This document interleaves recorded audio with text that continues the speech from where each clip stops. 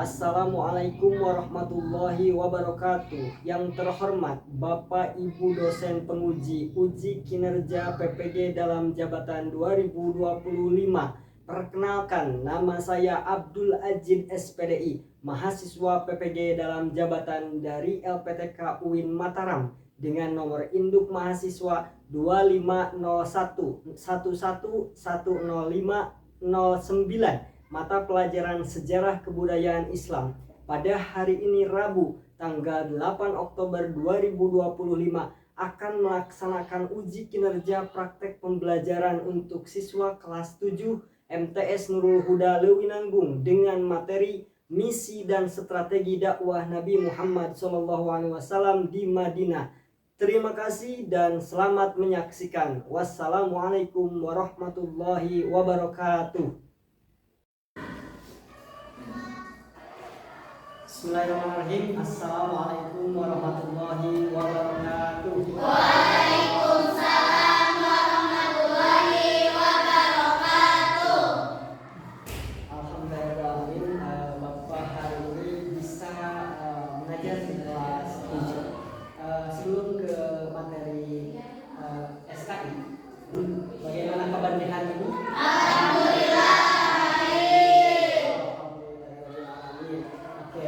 Sebelum ke pembelajaran yang hari ini, Bapak cek kesiapan dulu. Dari baju. Bajunya sudah rapi? Sudah dimasukkan? Sudah. Alhamdulillah. Barangkali di sekeliling ada sampah? Tidak ada. Alhamdulillah. Baik. Anak-anak, untuk selanjutnya sebelum ke itu saya absen dulu terlebih dahulu. Aina, hadiroh, Aulia, hadiroh. Alangkah baiknya kita awali dengan doa agar kegiatan hari ini berjalan dengan lancar, berkah dan bermanfaat untuk kita semua. Untuk doa saya serahkan pimpin oleh Yuni, silakan. Sebelum belajar, marilah kita berdoa bersama-sama. Berdoa mulai.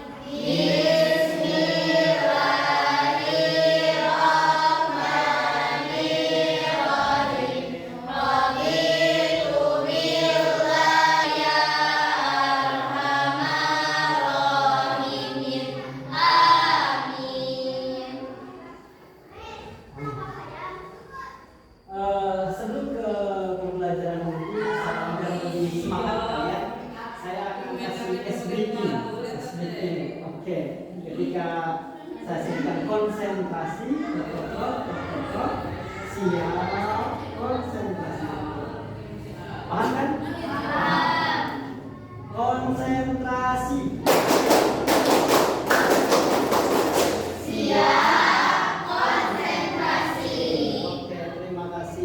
Sudah siap untuk melanjutkan pembelajaran hari ini. Alangkah baiknya saya ulang dulu, mengingat dulu ke materi sebelumnya. Materi sebelumnya itu ada yang ingat materi tentang apa?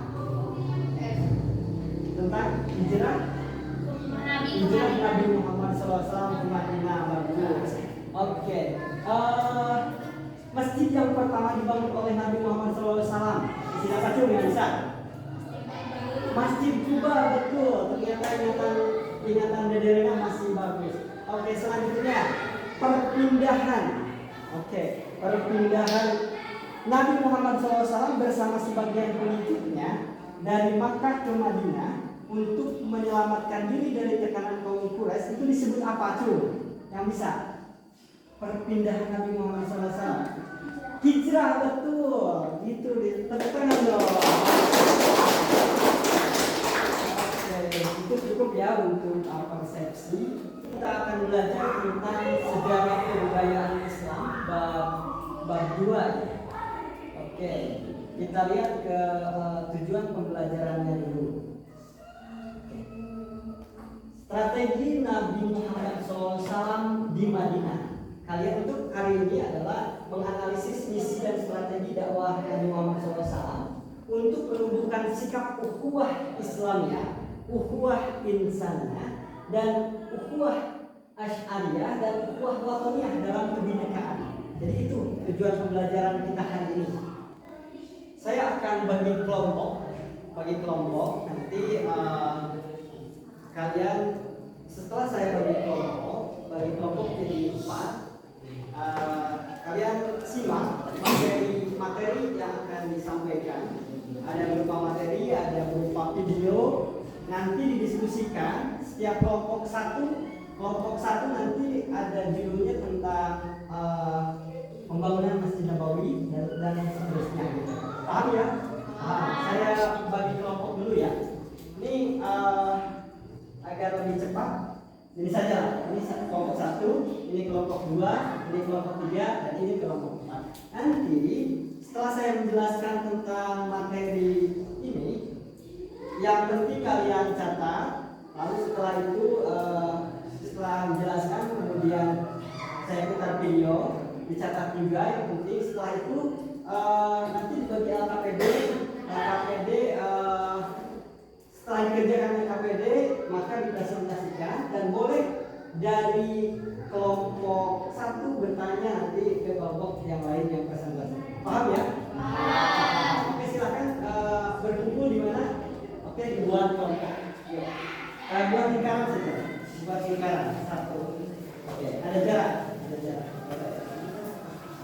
Oke, nanti itu tapi setelah buat lingkaran itu ya ke depan karena menjelaskan dan mencatat. Oke.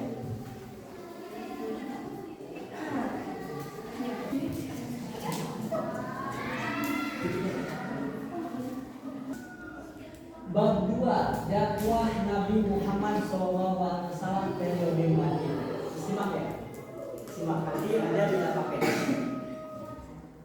Pola dakwah Nabi Muhammad SAW itu di Madinah itu yang pertama membangun masjid, yang kedua menjalin persaudaraan, kemudian menggalang kerukunan, dan terakhir membangun pasar.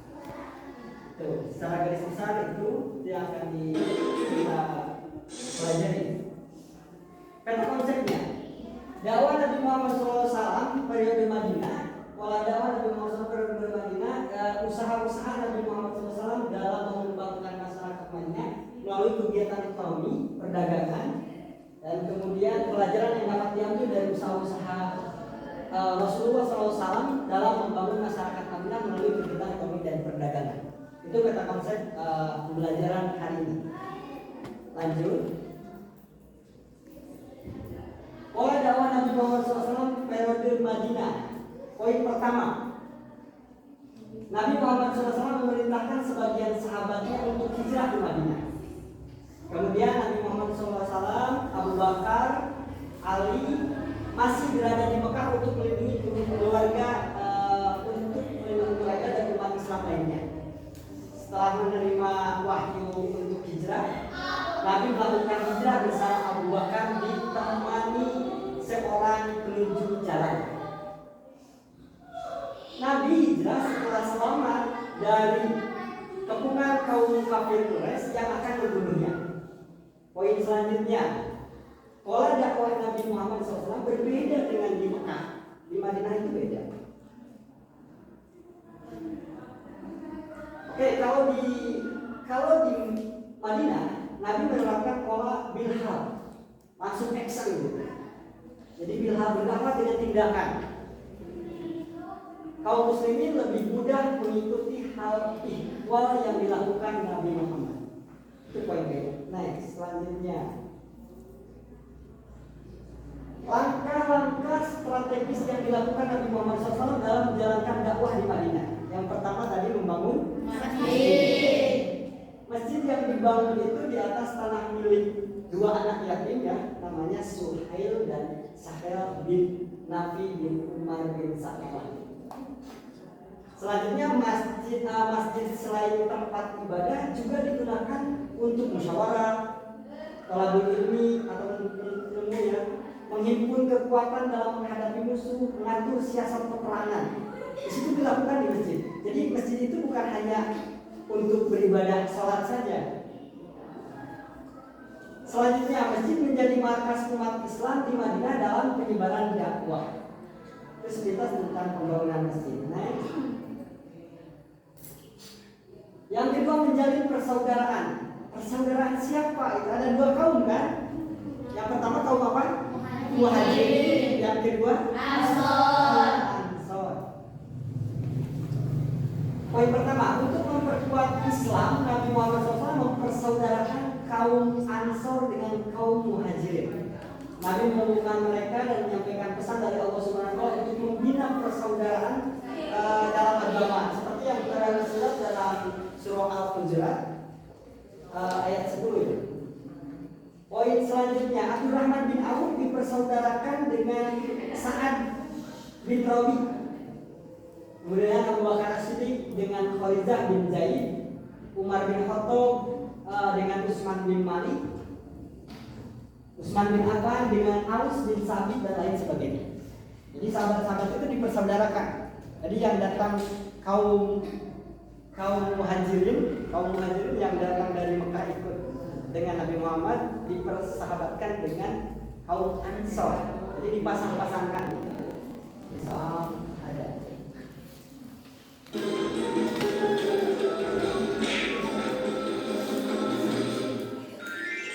Kisah Nabi Muhammad Sallallahu Alaihi Wasallam, pembangunan Masjid Nabawi di Madinah. Pembangunan Masjid Nabawi menjadi langkah pertama yang dilakukan Rasulullah setibanya di Madinah. Beliau ingin menjadikan Madinah sebagai negara yang dibangun dengan pondasi untuk bertahan. Untuk mewujudkan hal tersebut, maka kaum Muhajirin dan kaum Ansor bahu-membahu dalam proses pembangunan masjid.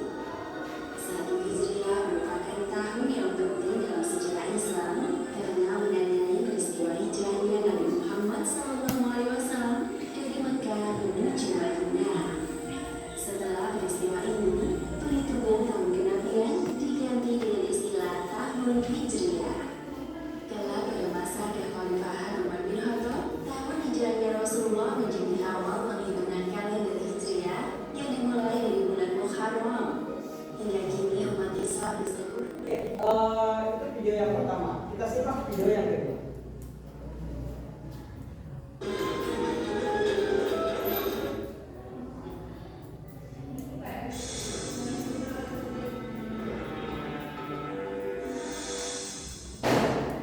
Pasar Madinah, cara Nabi Muhammad membangun fondasi perekonomian umat Islam. Sejak tahun pertama hijrah, Nabi Muhammad mulai merintis fondasi masyarakat yang sesuai dengan ajaran Islam.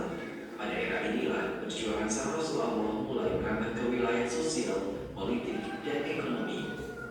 Setelah membangun Masjid Nabawi, Nabi Muhammad mempersaudarakan kaum Muhajirin dengan kaum Ansor. Inilah aspek sosial yang membentuk kekuatan sosial umat Islam di Madinah. Secara politik, Nabi Muhammad berhasil menyatukan seluruh elemen di Madinah melalui perjanjian yang dikenal sebagai Piagam Madinah. Sebuah negara sudah seharusnya memiliki stabilitas sosial dan politik. Dan aspek lainnya yang juga sangat penting adalah ekonomi.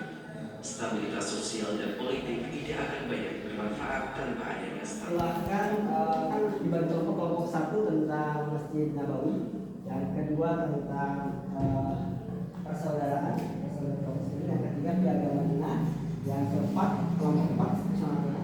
Silahkan diskusikan, kumpulkan dari media mana, gitu, dari buku catatan, dan sekaligus campurkan dengan yang hasil rangkuman barusan kalian. Nanti kalian presentasikan di depan.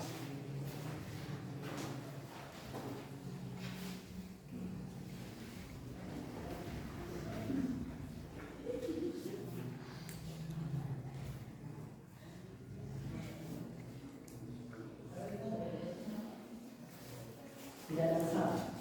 Tidak ya? Tidak, jangan salah. Oke. Kalau ada yang mau ditanyakan boleh.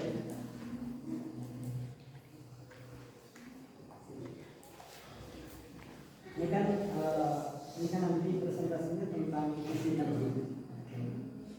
Jadi silakan buat pertanyaan juga untuk yang lain, kelompok lain. Bagus. cukup waktunya ya kita presentasi sesuai kesepakatan kita dari mulai kelompok 1 dulu, lanjut ke kelompok 2, kemudian ke kelompok 3, kelompok 4. Oke, silakan untuk kelompok 1 untuk mempresentasikan ke depan.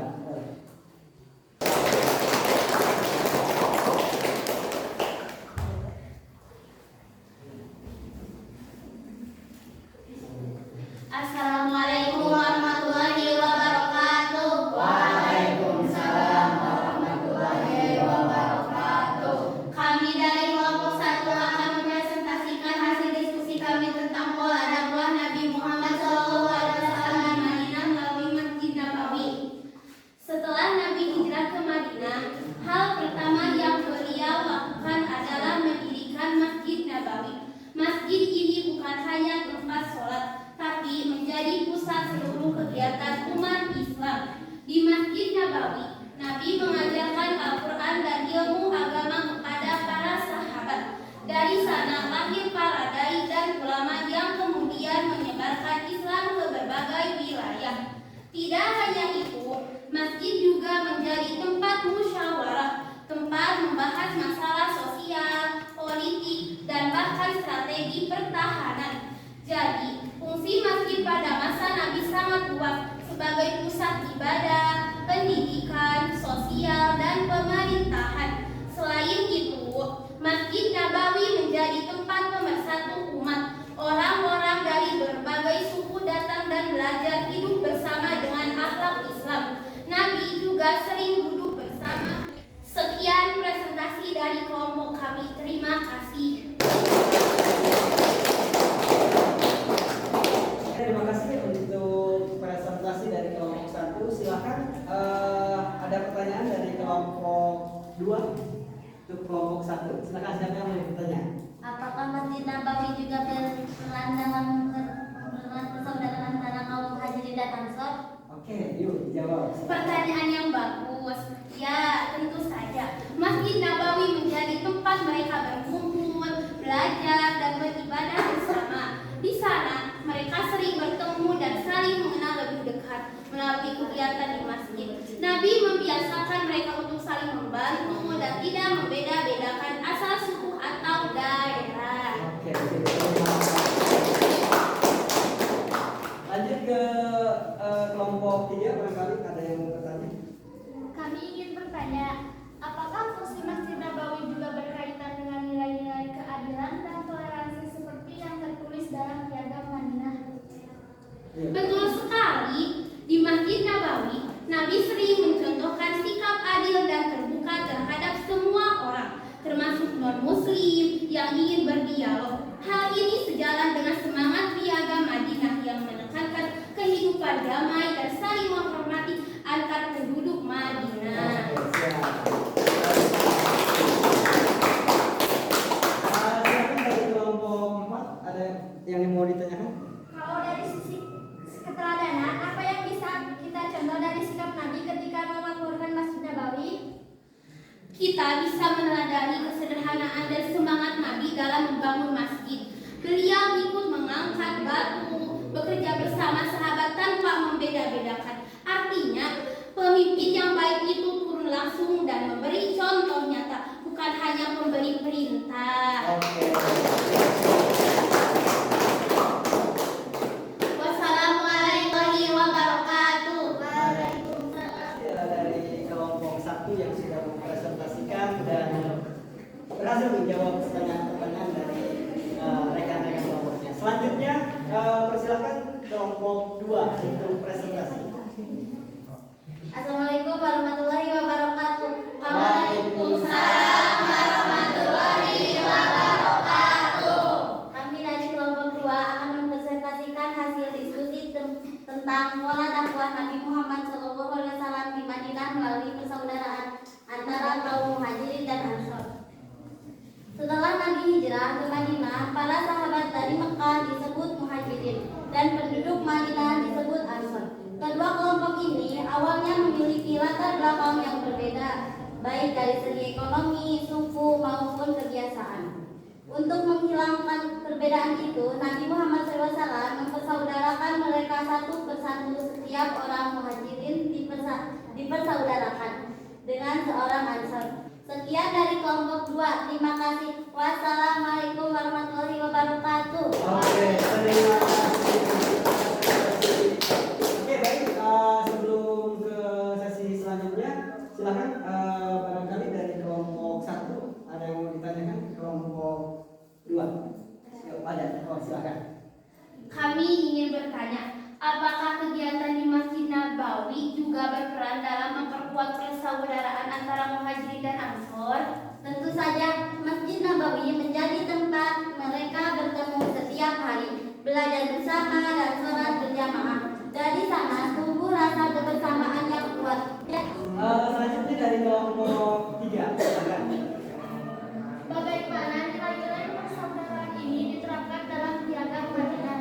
Dalam piagam Madinah, semangat persaudaraan tercermin dalam pasal-pasal yang menekankan kerja sama antara warga, baik muslim maupun non-muslim. Semua warga Madinah diperlakukan sama dan harus saling membantu menjaga keamanan dan kedamaian kota. Oke, cukup. Terima kasih.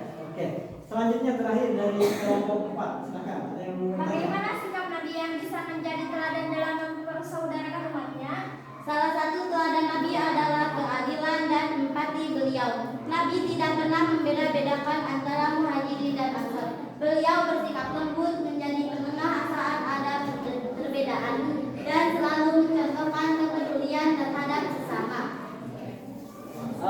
Oke, terima kasih. Sudah selesai ya dari kelompok 2. Oke, silakan.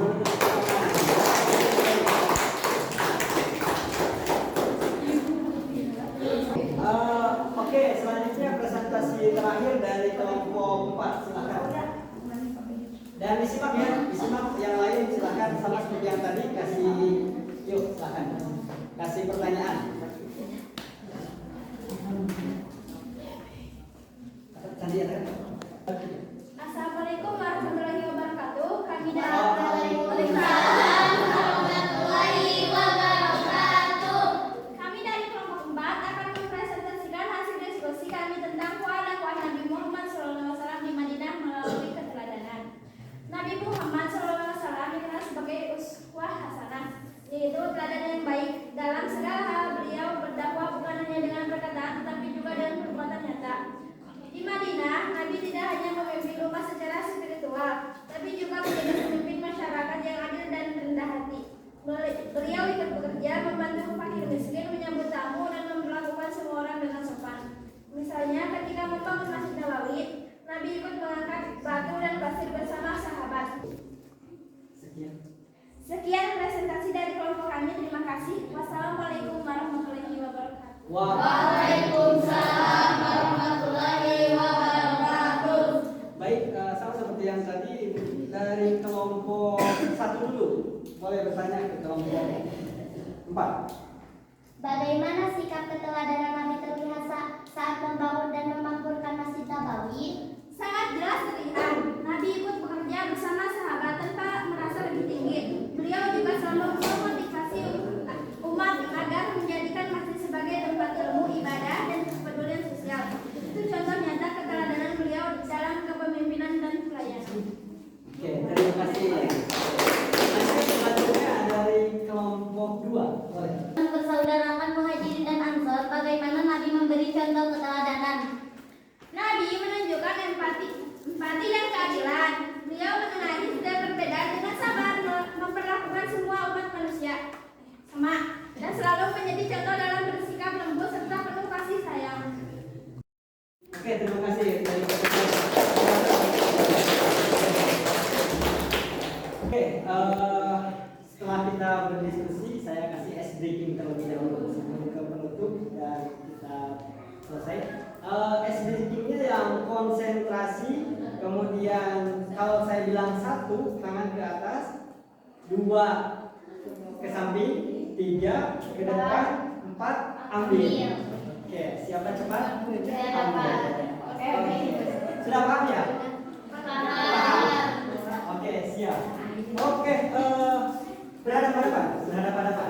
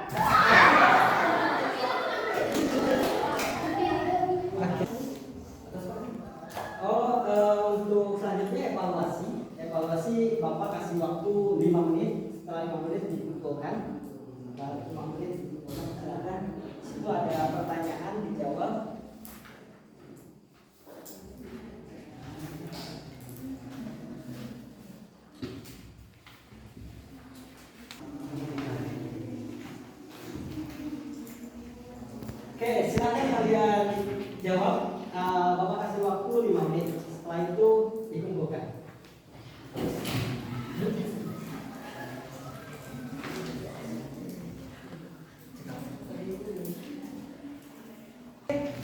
Waktu habis 5 menit, silakan dikumpulkan kembali KPD-nya.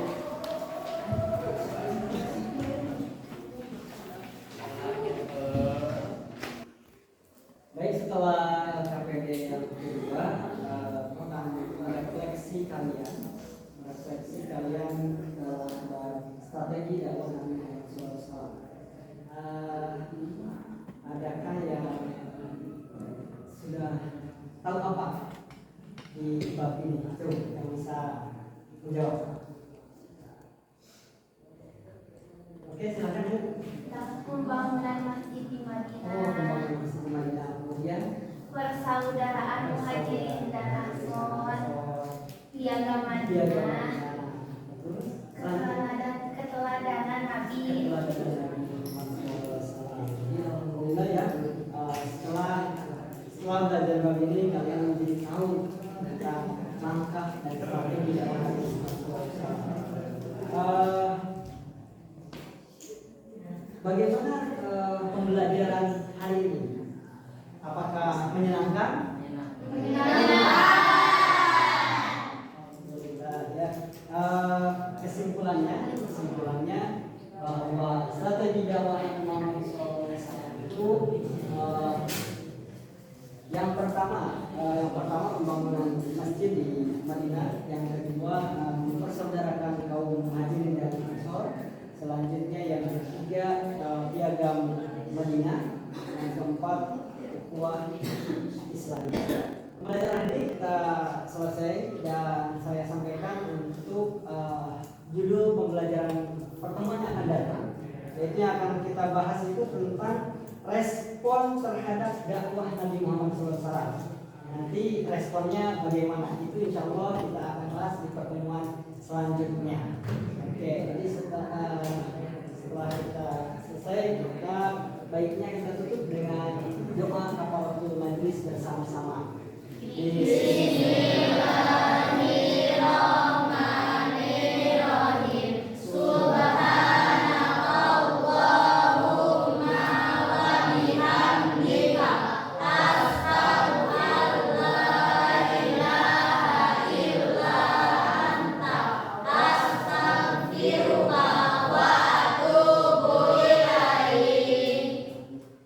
Sekian, mohon maaf bila ada